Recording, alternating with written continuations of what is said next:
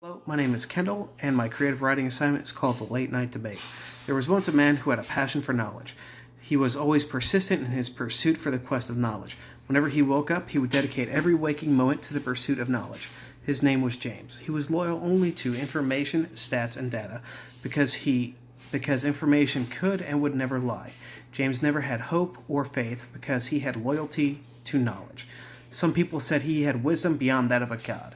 James always countered back that he never understood the concept of why people placed their hopes and dreams and faith and passion in the baseless idea of some omnipotent deity who, for whatever reason, had complete control of people's lives.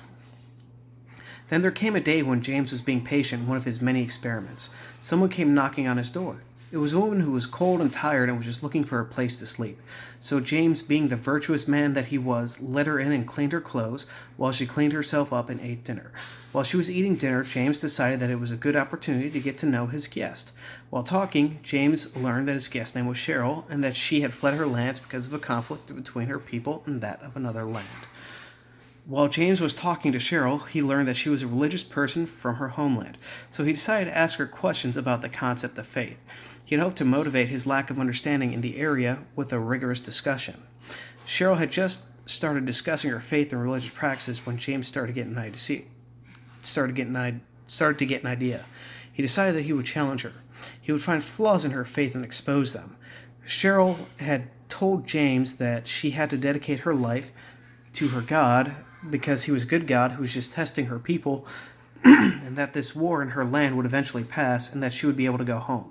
Her God was trying to encourage her people through trying times. Cheryl and James had a lot of passion for this discussion, but due to James' lack of perception on things he can't see, hear, feel, or comprehend, he couldn't get his full discussion across the table. Cheryl told James that it was okay that he couldn't comprehend God or the fact that there's a higher power. And James told Cheryl that there is no higher power because it's the consequence of each person's action that makes the world the way it is. After dinner and their discussion, James showed Cheryl to the guest room and said good night to her. The following day, James and Cheryl said goodbye to each other, and James watched Cheryl depart. James now went back to his pursuit of knowledge, but now he had to think about another person's viewpoint and how it would affect him and his research.